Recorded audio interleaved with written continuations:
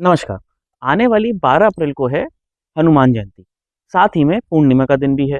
देखिए, हनुमान जयंती पे तो भगवान हनुमान की विशेष रूप से पूजा आराधना करनी ही चाहिए। साथ ही में इस दिन अगर हम पूर्णिमा के दिन चंद्रदेव को अगर अर्घ देते हैं, तो वो भी बहुत शुभ होता है। लेकिन सवाल ये है कि हमें अर्घ किस तरह से देना चाहिए? देखिए, जो अर्घ हमको चंद्रदेव को देना चाहिए, उसके लिए जो लोटा चाहिए होता है, वो पीतल का चाहिए होता है। ये मेरे हाथ में तांबे का लोटा है।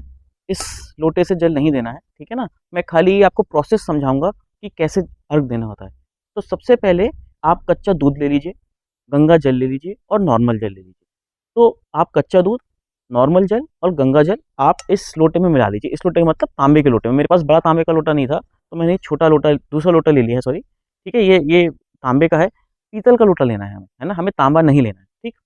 आप इसमें सब कुछ मिला लीजिए, प्लस व्हाइट कलर का कोई फूल डाल दीजिए इसमें, सफ़ेद पुष्प, ठीक?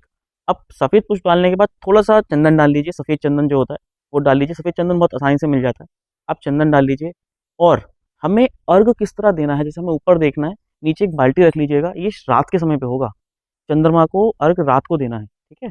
जब चंद्रमा ऊपर नज़र आए। तो जब आप अर्घ दें ना, चाहे वो आप सूर्य को अर्घ दें या चंद्रमा को अर्घ दें, उसमें ना हाथों की स्थिति बिल्कुल सही होनी चाहिए अर्घ देने की। मैं दिखा देता हूँ आपको कैमरे पे आके। जैसे मानिए कि ये लोटा है, हमने इस लोटे को पकड़ रखा है। जब हम अर्घ देंगे ना, तो हमारा ये जो हाथ है ना, ऐसे टच नहीं होना चाहिए अंगूठा। ये ऐसे नहीं होना चाहिए, ये ऐसे नहीं होना चाहिए, ये यूँ खुले होने चाहिए, यूँ करके। आप देख रहे हैं ना, आपको साफ दिख रहा है ना? तो जैसे आपने इसमें सब कुछ भर रखा है, आप अर्घ देंगे, ओम सोमाय नमः, ओम सोमाय नमः, ओम चंद्राय नमः, ओम सोमाय नमः, ओम चंद्राय नमः, ओम सोमाय नमः, ओम चंद्राय नमः।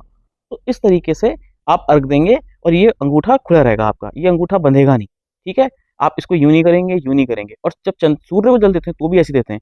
इनको हम टच नहीं करते हैं बिल्कुल भी, ये टच नहीं होंगे एक-दूसरे से, वरना ये अनिष्ट होता है, ये अच्छा नहीं माना जाता है। इसकी मैं कभी सुना बता दूँगा कि ऐसा क्यों है। तो इस तरीके से आपको अर्घ देना है। एक छोटा-सा मिठाई का टुकड़ा भी इसमें डाल लीजिएगा, जो सफ़ेद मिठाई आती है ना, मावे की, काजू कतली वगैरह, इसमें डाल लेंगे, तो वो एक एक कहिए कि एक नैवेद्य के रूप में वो भी अर्पित होता है। बतासा होता है सफ़ेद रंग का, वो डाल लीजिएगा।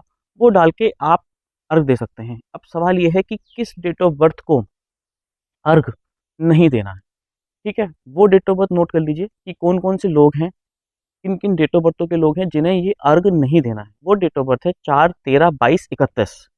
जी हाँ, 4, 13, 22, 31 इन्हें पूर्णिमा पे चंद्रदेव को अर्घ नहीं देना चाहिए, ठीक है? साथ ही में जो दूसरी डेट ऑफ बर्थ है वो है 8, 17 और 26 और 9, 18, 27, ठीक? और एक डेट ऑफ बर्थ और बता रहा हूँ, 5, 14, 23। ये जो 4 डेट ऑफ बर्थ है ना, इनके लिए चंद्रदेव बहुत ज़्यादा फ़ेवरेबल नहीं होते हैं। इनको नहीं देना चाहिए चंद्रदेव को अर्घ, वरना उससे क्या होता है कि हम अपने खराब ग्रहों को बल देते हैं, ठीक है? ये न्यूमरोलॉजी के हिसाब से है। और जो बाकी डेट ऑफ बर्थ मैंने नहीं ली हैं, इनके लिए अच्छा है और नॉर्मल है। तो इन सबको देना चाहिए जिनका मैंने यहाँ पे डेट ऑफ बर्थ नहीं बताया है, वो सब अर्घ दीजिए। लेकिन जो डेट ऑफ बर्थ मैंने बताई हैं, आप लोग अर्घ मत दीजिएगा, आप लोग सिर्फ़ ऊपर देख के आप प्रणाम कर दीजिएगा कि हे चंद्रदेव, आपका बारंबार नमस्कार है, आप हम पे अपनी कृपा बनाए रखें। बस इतना कह के, क्योंकि हमारे शास्त्र में ऐसा वर्णन मिलता है कि हमको अपने खराब ग्रहों को बल नहीं देना चाहिए। और ये कौन बताएगा? ये कोई या तो न्यूमरोलॉजिस्ट बताएगा, या तो कोई एस्ट्रोलॉजिस्ट बताएगा, कोई ज्योतिष बताएगा आपको। तो आप ये समझिए कि मैं अपने अनुभव के आधार पे आपको बता रहा हूँ कि ये चीज़ें आपको करनी है और इन डेट ऑफ बर्थों को नहीं करनी है। मैं उम्मीद करता हूँ कि ये जानकारी आप सबको बहुत पसंद आएगी। आप करके देखिएगा उपाय, आपको बहुत फ़ायदा मिलेगा इस उपाय से। आपका लाख-लाख बार धन्यवाद। नमस्कार।